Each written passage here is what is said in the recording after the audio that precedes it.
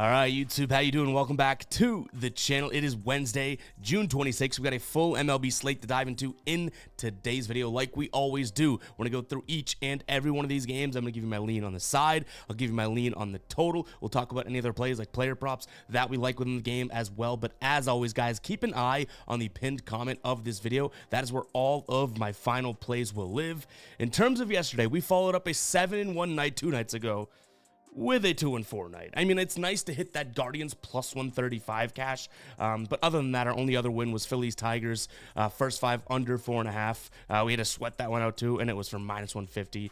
So a 2-4 night. I'm not gonna let it get us down because, like I said, coming off of a 7-1 night, then you have a 2-4 night. Like, it is sports betting, right? There's a reason why windshields are bigger than rear view mirrors. So let's go ahead and jump into today's video. We're gonna put this one behind us here. The ride of the day, we also didn't select one. I know I said I was going to try to yesterday, but man, oh man, if you guys saw my schedule as of late, we are buzzing around. So we're going to try and we will get a ride of the day out today. If you don't know what I'm talking about, all you have to do is use hashtag ride of the day in the comments. I'm going to be jumping on board with one person's pick and picking you and riding with you and giving you a shout out in the next video, win or loss. I also shout you out over on my Twitter and other socials. All those will be rotating here throughout the show. So make sure to go ahead and use that hashtag ride of the day. Let me know your favorite plays in the comments. But yeah, let's buckle up, guys. Hit that subscribe button. Hit that like button as well. You absolutely crushed it on the like button yesterday. Let's see if we can run that one back. Let's jump into game number 1. We got Tampa Bay taking on Seattle.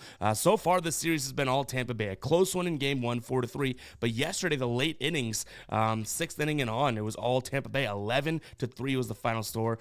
Castillo was pitching okay, right? And then all of a sudden, top of the 6th, top of the 6th, he went out there, or bottom of the 6th, I guess, because he's the away pitcher, kind of got shelled, and Tampa Bay never really looked back. In this one, we have George Kirby on the mound for Seattle. He's been pitching really well, 3.4 ERA on the season, but a .99 whip, a FIP of 3.1, batting average against of 231. Going up against Ryan Pepe Le Pew Papa, he has some shaky numbers here and there. I mean, I don't necessarily know what to make of him. He's been kind of inconsistent as of late. I think that this is one where I say, you know what, I'm just going to trust the better pitcher and probably trust the hungrier team. Like, this is a Mariners team that's doing the exact opposite of what the Rays have done. The Rays have won 6 of their last 7. The Mariners have lost 6 of their last 7. So I'm going to trust the better pitcher here and give me Seattle on the money line. You get that minus 116 right now on FanDuel. But I will say, you know, if you're following the trends or thinking, well, let's ride the hot hand, then yeah, Tampa Bay, I could see that lane getting there.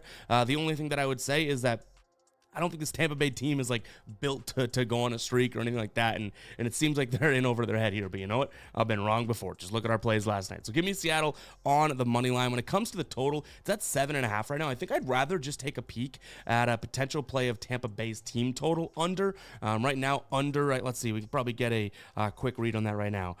Under 4.5. That's probably that's no good. Under 3.5 for minus 115 on FanDuel. That's not bad. So maybe that could be a look. I could see him scoring like 3 runs today. And then no player props jumping off the page to me in this spot. All right, next up, we have Detroit taking on Philadelphia. I think this is going to be an interesting one. Right now, we have slated Jack Flaherty on the mound. I don't think it's confirmed yet, but most sites that I'm looking at have him or either Montero, so we shall see there. So keep an eye on that. I'm going to kind of break this down based on thinking Jack Flaherty's going, but again, we're going to have to kind of keep an eye on that because I've seen him and then Montero listed on multiple sites here. On the mound for Philadelphia is going to be Spencer Turnbull, who hasn't started a game since April. He's been doing some relief work, I believe, if I'm not mistaken, but he's taking the spot of Taijuan Walker, who was placed on the 15-day IR here. And Turnbull used to pitch for Detroit, so he's going up against his old team as well. What I will say about this game is that you do have some interesting value on the Detroit side of things. That almost tells me that maybe Jack Flaherty isn't pitching. Again, I've seen him on sites as a listed probable pitcher, but that plus 150 does not look like they'd have a stud starter in there. And I know some people will be like, Jack Flaherty's not a stud. I like the pitcher. So we'll see where we go here. I think overall, I do look at the first 5 under. It cashed yesterday, cashed the day, but like I think that this is a spot in which you could see some runs kind of come in late off the Detroit bullpen and stuff. But you know what? If we have 2 serviceable pitchers on the mound, it's a good spot to look at under 4.5 for plus money. But again, there's a lot of question question marks in this game. So I think before we make any final plays here, we're going to want to see who is pitching, because I'm much more likely and inclined to actually roll with this if we have Flaherty on the mound. But right now it seems like there could be some up in the air, questions about who is starting. So nonetheless, I do still lean towards them, that play, the under. One play I don't mind either is going to be Philly first 5 run line for -120. They just got to win by 1 run through the first 5 innings, especially if Flaherty's not going. Then in terms of the full game total, I'll lean towards the under, whether it's Montero or Flaherty pitching. I think this could be like a 5-4 game maximum. Hopefully get like a 5-3 game and cash that under as well. And then some player props that I'm eyeing in this game, I just haven't been able to roll with any or even like love any yet due to the fact that we don't know who's pitching. So again, hate to throw a bunch of question marks your way, but it is going to come down to pitching, and we shall see. Jack Flaherty, I think, was listed as a starter yesterday. We've seen some Montero today, and then knowing our luck, it's probably going to be some rando, not even one of those two guys. But we shall see. Keep an eye on the pinned comment to see if we roll with anything in this spot. All right, next up, the series that is just like the bane of my existence. One that I feel like we either have a good read on every night or a bad read on overall, but I guess that just is kind of how things work anyways. Cincinnati taking on Pittsburgh. Yesterday's game ended 9-5. We've been leaning towards the overall series long, yet to pull it, which is just unfortunate. That's what I mean by the bane of my existence, because that should be 2 wins, or shouldn't say should, could be 2 wins if we just decided to sack up and roll with it. Today, I'm going to lean the same way. I like the over yet again. You have Ortiz on the mound for Pittsburgh. He doesn't look all that great, and you have Graham Ashcraft, who has been terrible at home on the mound for Cincinnati. So though these are 2 bad offenses, I trust that, we have pitchers that should be able to let up some runs, as well as some defensive flaws in both teams. Like, give me the over here in this spot. In terms of a money line play, I'll just lean towards the home team, Cincinnati, and maybe Graham Ashcraft with a little bit of an edge, the littlest bit of an edge when it comes to what I'd expect out of a pitcher, just because Pittsburgh's offense against righties pretty much bottom 10 in the entire league, whereas Cincinnati's kind of like bottom 3rd, you know what I mean? So nonetheless, nothing that I'm head over heels about, but I will lean towards Cincinnati money line, and maybe we do end up rolling with one of those because, again, we've been kind of leaning correctly throughout this series, just not pulling the trigger on it, right? In terms of a player prop, I don't mind Connor Joe under 1.5 bases. If we jump into the outlier screen here, guys, if you don't know what outlier is, it is my favorite sports betting research tool, especially for player props. You can see the game breakdowns here. You can see the trends. You can even look at the public money. I like the player prop screen, which we're filtered onto this one here. You can see last 10, he's hit this. Actually, you can just see last 5, last 10, last 20, last head-to-head this season, last season. But Connor Joe under 1.5 bases, if we click into him, which I have it up in a new tab, you can see this season, last 20, last 10, last 5. You can even look at some insights here that they provide. But overall, yeah, again, against a right-handed pitcher on the road, on the season, he's at the under in 71% of games using these filters, right? But what I like is here, if we scroll down, this is my favorite part.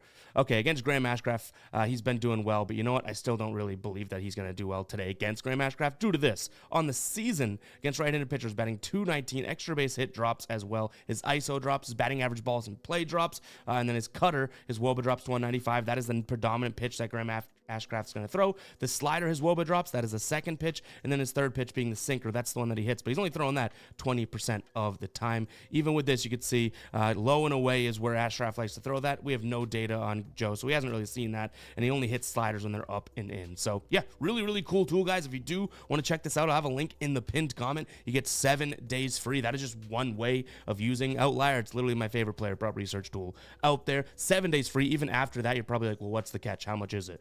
$19.99 a month. Like, you could profit way more with this tool and pretty much pay for itself throughout the month. It's just $19.99, not even $20. I mean, it's a cent away from being $20, but you're probably spending $20 way worse every single month, month in and month out, right? But yeah, I like Connor Joe under 1.5 bases. All right, St. Louis taking on Atlanta. I believe these are the starters of game 1, or it's a doubleheader, so I think these are starters that were supposed to take place yesterday. Gibson versus Lopez. If anything, the play in this one would be what we tried to roll with yesterday, the Braves on the money line. I don't love betting doubleheaders. I feel like I've told you guys that before, so we'll see, but I still lean and remain where I was yesterday on the Braves money line. I don't really have much of a feeling or even desire to go with the total, but I think that Lopez could go out there and pitch well, and Gibson could pitch poorly. So kind of puts me in the middle. Like, what if the Braves score 5 runs, but the Cardinals only score 3, and it's like, Braves money line worked, but you know they scored a lot of runs to make this total in jeopardy. So I'll lean under, but I don't think that makes its way into being a final play. In fact, even when we get to the game second, which you can see it's kind of far down the list there, we're probably not going to talk too much about it. My only play out of all these plays with the double headers is probably Braves money line in game 1, and that's it.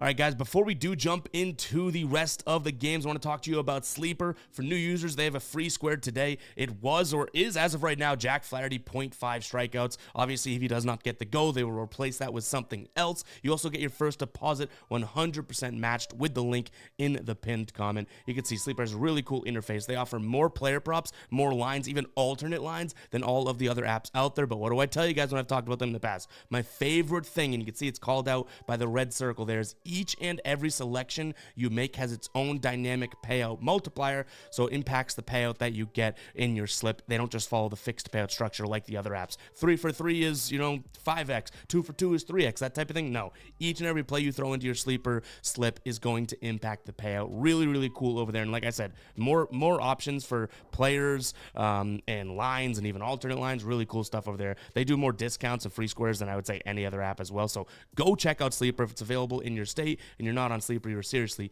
missing out. I use this app every single day. I've been loving it for probably over almost a year and a half now, maybe 2 years. So go ahead and check it out. I think you will too. That link is in the pinned comment. It's also in the description of this video. Go ahead and sign up. Let's jump back into the rest of the games here. We're looking at Kansas City taking on Miami. Not the biggest of desires to play this one. Brady Singer on the mound going up against Trevor Rogers. Maybe Kansas City in some sort of a money line play. They are the better team. I do believe that.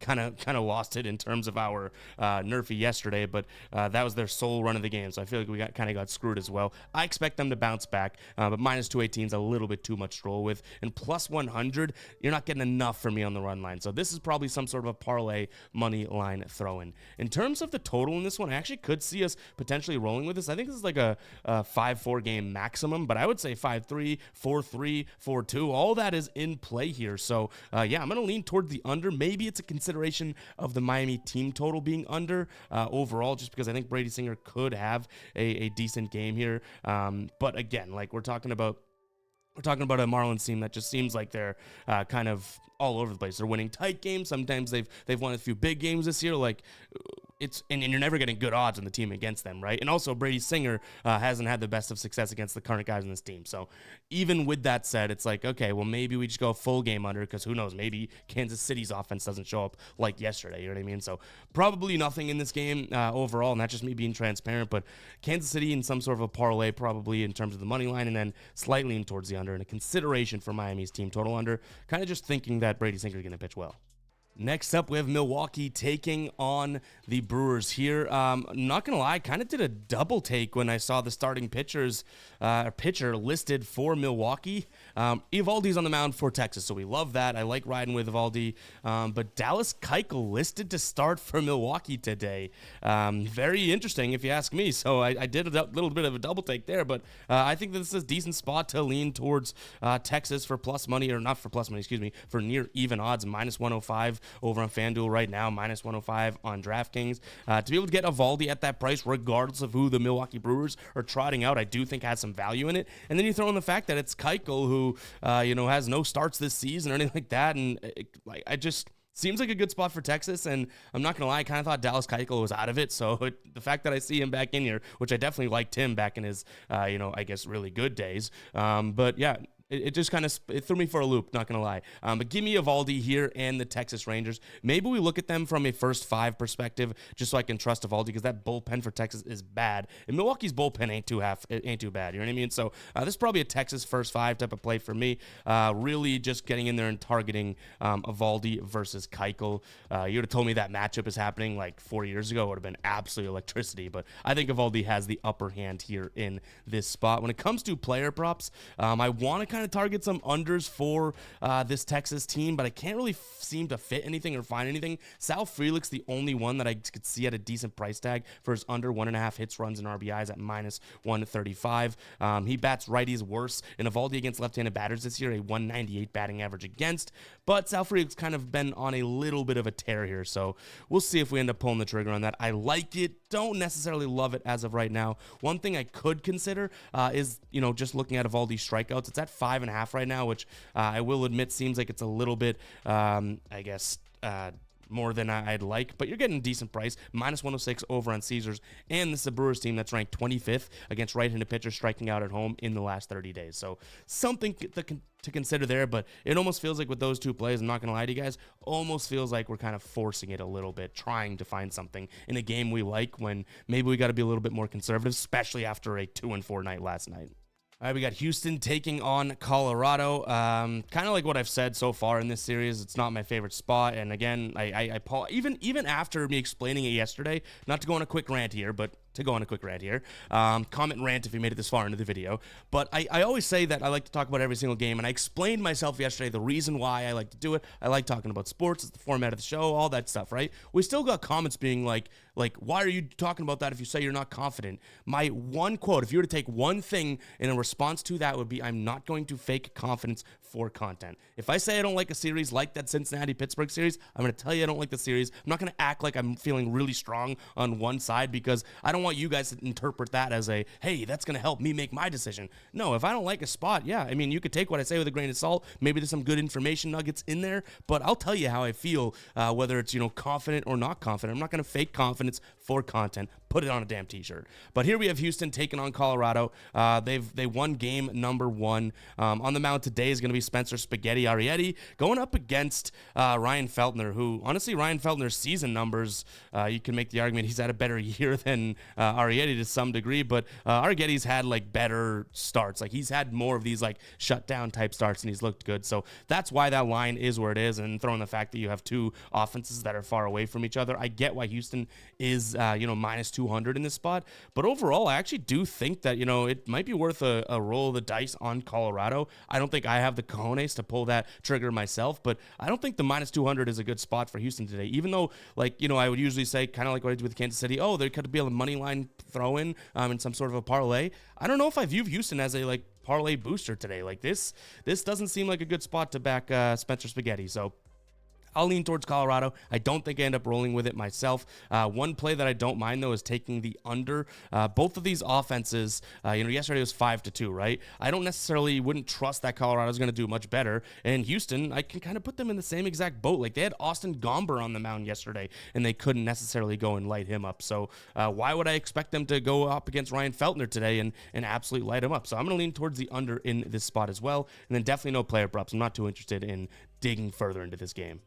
All right, Angels taking on the A's. Angels winning yesterday 7-5. I wouldn't say either pitcher was all that tremendous, but nonetheless 7-5 finish there. Today on the mound is going to be Contreras for the Angels going up against Joey Estes for Oakland. Both pitchers I have no faith in, honestly, and I don't have much faith in the offenses either. So now I'm caught between a rock and a hard place, saying, okay, well, are these pitchers worse than the offense, or the offense is worse than the pitchers? I think I ultimately end up leaning towards the under 9 here. There's some 8.5s out there, so I'm wondering if it's moving in that direction. But if we can get under 9 from minus 108, I think that's ultimately going to be the spot that we take a peek at here. So I'm trusting that these offenses are worse than the pitching that we have, because it's kind of a part of my French, but shit show overall breaking down this game. So we shall see. Contreras is actually, I guess you could say, looked good at home, but I wouldn't even put too much weight behind that, because this is the first start of the season, I believe. So, pitching out of the bullpen is one thing. Starting a game is a little bit different. But I guess in a money line lean here, I'll take another swing at the Athletics for plus money. I think we've leaned that direction both games so far in the series and have come up short. And I don't think that we play it again today. I'm sorry. There's a lot of games and matchups that I'm not loving so far in this games, but that should switch up tomorrow, right, when we have some of these series changing. But yeah, I like the under in this spot, and I honestly could see myself rolling with it, because I think that if we get it at under 9, we're going to get some good closing line value, because I think it's going to move to 8.5 at some point throughout the day. When it comes to a player prop, considering Miguel Sano here under 1.5 bases, you can see he's done that in 9 of his last 10 games. On the season, he's done it in 86% of games. Going at home, going against a right-handed pitcher, literally he's done it every single game this season. And then if we look down here, right, batting worse against righties. And then honestly, Joey Estes against right-handed batters looks a little bit better. But this is what I like, the slider, right? He throws the slider 31% of the time. Estes, that's his second pitch. And it's really his only other pitch other than the fastball. His WOBA is 0.07, so 70, right? That ain't too great. His K percentage is 70%. So I'm looking at this saying, okay, you know what? The fastball may be tough. He's going to throw that 57, almost 60% of the time. But the minute he gets to that second pitch, Miguel Sano is going to be in a tough spot and tough situation. So I do think that this is a decent spot for, a potential play of under 1.5 bases for minus 117 odds. You know what's cool about Outlier as well? Ready? We can click this. You can do this on the mobile app using that QR code, or you want to stay in the browser, click that. It's literally going to throw it into your bet slip. You don't have to go digging for it or anything like that. That's how cool Outlier is. But yeah, go ahead and check out Outlier, guys. Another cool thing I like is I can go like this, right? Miguel Sano plus over here on the right, you can keep a bank of all of your plays and then say, okay, DraftKings has all of these available. Add to bet slip. It's going to open up DraftKings and it's going to put all 4 of these plays into our bet slip so we don't have to continue to dig for them or anything like that. So guys, Outlier is a damn cool tool. Go ahead and check it out. I already plugged them, but I'll keep plugging them all day long. This is one of my favorite brand partners to work with. That link for a free trial is in the pinned comment. All right, Padres taking on the Nationals here. Padres have looked good. I mean, decent throughout 2 close games, but decent in this series because their offense has kind of showed up. 7-6 game 1, 9-7 yesterday. In this spot, we have Dylan Cease on the mound for the Padres going up against DJ Herz. I like, obviously, Dylan Cease over him, but Cease has been super, super inconsistent, so it makes me a little worried to lean in their direction, but I don't think there's any other way around it. I really don't want to trust Hertz, and San Diego, maybe their offense is kind of coming around. I know Hertz is a lefty, which can be where San Diego struggles, but still going to kind of roll the dice here. I like San Diego on the first 5 run line. You can get that from minus 125 right now. It's kind of the only way that I would play this. In terms of the total, I'll lean towards the under, maybe a peek at the first 5 under for the Nationals if we can get it at 2.5. It's probably 1.5 right now. So yeah, we'll see where we come out there. But I like the Padres to win this one. Honestly, like 4-3, 4-2 overall. Hopefully they're winning like 3-2 after 5 innings. Player prop wise in this spot, Jackson Merrill over 0.5 strikeouts could be a move. He struck out in 8 of his last 10 games. Is Hertz the most strikeout dominant type pitcher? Not necessarily. He's going to throw a lot of fastballs, so I don't know if we're going to jump down this one too much, but again, he's trending in that direction big time. Also, Luis Garcia under 1.5 hits, runs, and RBIs could be a spot as well. My only concern there is he hits right-handed pitchers. Dylan Cease being a righty a lot, but strikes out a lot against the slider. His WOBA drops against the fastball, so pitch mix wise, it could be a decent spot to kind of target. But again, are we forcing something in this spot? Potentially, if we kind of roll with that. So I think overall, I'm just going to lean towards some version of an under, maybe Washington team total, but that San Diego first 5 run line could be a move as well. All right, Baltimore taking on Cleveland yesterday, a high-scoring game, 10-8. And I don't necessarily see these teams slowing down all that much. There is a big pitching discrepancy, if you ask me. You got Grayson Rodriguez on one side, who's been pretty damn good at home this year, going up against Carlos Carrasco, who I don't love. Grayson Rodriguez did struggle in his last start against Houston, but maybe it was just kind of Houston getting to him. That was a high-scoring game as well. So I think I'm going to lean towards the over here, even though it's at 9.5.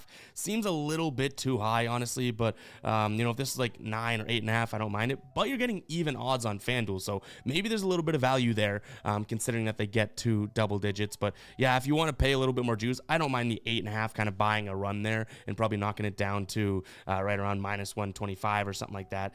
Just due to the fact that I could see this being like a 5-4 game would be high scoring and to some degree, right? And yet it's not going to catch this. So if you want to pay minus 130-ish, minus 125, I think you can get 8.5s out there as alternate totals. In terms of the money line, I see obviously there's a big time advantage for Baltimore when it comes to the pitching, but these offenses are pretty damn close. So I think the value play may be saying, you know what, screw it. If this is going to be a high scoring game, that means Grayson Rodriguez isn't going to deal. Carlos Carrasco can just go do his normal thing, and hopefully Cleveland's bats comes through. So I'll lean towards Cleveland. That's the side that I see a little bit of value on, and for plus 165, seems like it could be a decent spot here overall.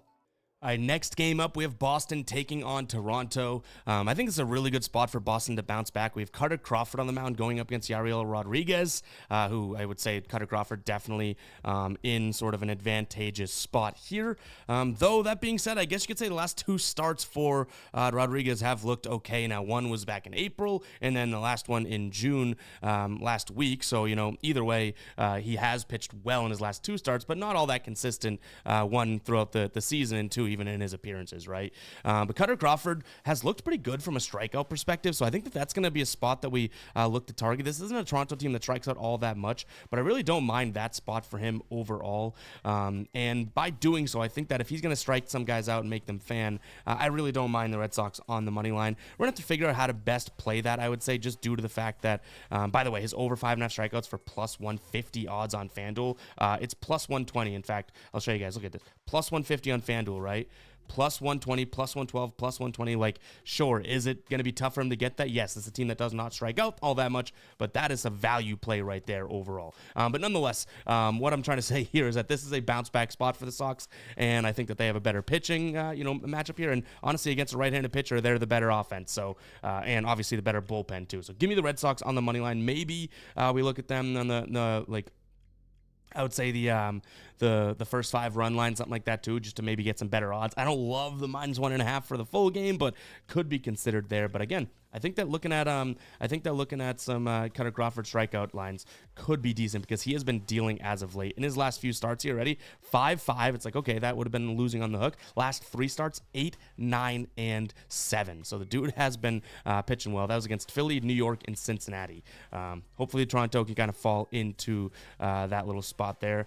Yesterday, Brian Bayo, who really hasn't been the biggest strikeout guy, had 2 strikeouts, so that's nothing to be writing home about, right? Tanner Houck, the game before, had, what did he have? Let's see, 7 strikeouts. So that's kind of what I'm hoping for there. So hopefully this is kind of a bounce back spot all around for the Red Sox. In terms of the game total, I was actually shocked to see it at 9.5. I think it's like a 5-4 spot at most. So I'm going to lean towards the under, but it definitely falls kind of like inferior to all the plays that have thrown your way in this game so far, and quite in all honesty. All right, Mets taking on the Yankees. High-scoring game yesterday. We were definitely on the wrong side of it. I like the Yankees. We made a final play of the Yankees. They did not come through, right? Today, I think we run it back. This is going to be another spot in which I just can't really seem to get to the Mets, even though they're playing so well. But you have Luis Gil on the mound going up against Sean Manaea. Yes, the Mets offense looks great. Yes, the Yankees have definitely struggled against lefties compared to righties on the year. But again, you're still getting a really good batted team, and they're favorites for a reason here. And I don't think that they lose 2 in a row, especially like that. So I'm going to lean towards the Yankees. I can totally see the path to the Mets, though, so do not get me wrong here saying that this is an absolute lock or screw the Mets. No. I think it's going to be a Yankees, almost like I would say 5-3, 6-3 type of a win, which kind of puts me on the weird side of a total, right? So I think I'm going to lean towards the Yankees team total over, and that's going to be it. Instead of kind of leaning towards the game total over or under, just go out there and get some runs as the Yankees. In terms of what we can get for a line right now, it's not the best of, but you can get over 4.5 for plus 105 or over 3.5 for minus 155, both on ESPN Bet. I was hoping for a little bit more plus money for that 4.5, but maybe we split a unit between the two. And if they cash that they land on 4, we miss out on the 4.5, but we kind of mitigate our losses, vocab word, with that 3.5. So that might be a play that we actually end up rolling with and looking at too. So keep an eye on the pinned comment. Not falling in love with any player props here at the moment, but definitely could look into some Yankees overs for bases or hits, runs, and RBIs, because I am kind of hoping for them to go out there and score some runs, right? So keep an eye on the pinned comment for that overall. All right, St. Louis, Atlanta, game number 2. I do apologize, but this isn't one that I'm really even digging into. I hate betting doubleheaders, especially if I like the favorite in game number 1. The 2 ways I'll play it is either bet the favorite in game 1 or bet the underdog both times, because I have a feeling that it's hard to beat a team twice, right? But this isn't one where we look into this one because I'm already liking Atlanta in game number 1. All right, White Sox taking on the Dodgers. Just like we've been saying this series, like, it's really hard to get to the Dodgers at this price. It's minus 180 today, which seems like it's a little bit more in the realm of possibilities. And them on the first 5 run line is actually, I want to say it's like minus 105. So that could be something that we consider overall, because I think you're getting the Dodgers a team that obviously is better than this White Sox team at a better line. But this White Sox team, sneaky, has, Pham, Robert, Jimenez, like all their kind of main guys finally healthy. And we've seen them now in last game at least kind of compete. So yeah, it's a little bit worrisome to pull trigger on that. But even yesterday, the Dodgers would have covered their first 5 run line. So I think that could be a play. Again, I'm kind of saying in the fact that, like, this odds, they just getting them at -1, -0.5 in the first 5 almost feels like you're betting on the Dodgers to win overall. And like, you look at that line for them to actually win, -180, can't get there. So yeah, overall, that's going to be my play. And I actually may be able to get there today. We've been saying that there's not enough value on the Dodger side or even on the White Sox side to be able to take the plus money high roller there, right? Today could be the day. You have Gavin Stone on the mound. I haven't even said the pitchers yet. Gavin Stone on the mound for the Dodgers, going up against Eric Fetty. Eric Fetty pitching well is the reason why you're getting this line where it is on the season. But you know what? I'm not going to sit here and say that he's like parade worthy, right? So give me the Dodgers, still the better team. I'm trying to not overthink this one. In terms of what we're looking at from a total, it's sitting at 8.5 right now. I do think that this could easily be another game like yesterday, 4-3, 4-2. I don't necessarily think the Dodgers are going to totally get to Fetty. I think that they probably are up like 3-2 after 5. Maybe they score another one, 4-2. So I'll happily lean towards the under. All right, one of our L's yesterday, we had the Twins. Now we got Arizona taking on Minnesota again. Woods Richardson on the mound for Minnesota, going up against Ryan Nelson. This is an Arizona team that's been batting righties well. I will say that, but overall, I still think this is such a bounce-back spot for the Twins. I like them here, both first 5 as well as full game. Their bullpen's better than Arizona, so I expect them to be able to go out there and hopefully compete there and bounce back in a spot. So give me Woods Richardson backing him, as well as a good Twins offense over the last 30 days against right-handed pitchers. And what's really cool, we can dive into my dashboard here that I built. By the way, you can get access to this dashboard, just $2.99 per month. It's a great starting place of your research. Just become a channel member. There's a link in the description. There's also should be a join button right next to that subscribe button on YouTube. But anyways, this is what I'm looking at here. Minnesota against fastballs, right? Ryan Nelson's going to throw predominantly fastballs. You already have a good offense against right-handed pitchers. Enough said there, right? There's enough green to warrant a nice little play on the Twins. So yeah, give me them on the money line. When it comes to the total, sitting at 9 right now, I'll lean towards the over. I think this could be a game of like 5-4 bare minimum type of thing. So yeah, but I'm much more likely to pull trigger on Minnesota, in all honesty. I feel like I've said in all honesty like 12 times in today's video, but you know what? In all honesty, I'm just going to keep saying it. All right, 16th game on the slate. We are there, ladies and gentlemen. We got Hayden Wesnecky on the mound for Chicago, going up against Keaton Wynn for the Giants. I've also seen Hayden Bird something on the mound. I don't know too much about him, so we'll see who's actually starting. If it is Bird's song, I don't really have a play on this game, and honestly, I don't think I have a play in this game either way, to be completely frank. Change it up there. I was going to say completely honest. Can't even speak now. But anyways, I'll take Chicago just because I think they have, I guess you could say, the better pitcher as well as a comparable offense. In terms of the total here, and you can tell I don't really love this spot, I'm going to lean towards the under. Neither one of these offenses is something that I'm sitting here being like, whoa, they're going to go off. And no, like, very much mediocre offenses here. So that's kind of where I'm going to lean. I'm going to lean towards the under as well as Chicago, but you're getting Chicago for plus money, so maybe that is a decent spot in all honesty. But I don't think that I end up playing this whatsoever. But guys, it's going to wrap it up for today's show. Whew. That was a tough one. 16 games, a lot of talking. But you know what? I love doing it, guys. You guys have put me in a place that I'm doing this for my full-time job for the past 3 months, and I could not thank you guys enough. So I appreciate everyone tuning in. If you haven't yet, hit that subscribe button. Hit that damn like button as well, and we'll catch you guys in the next one, all right? Peace out.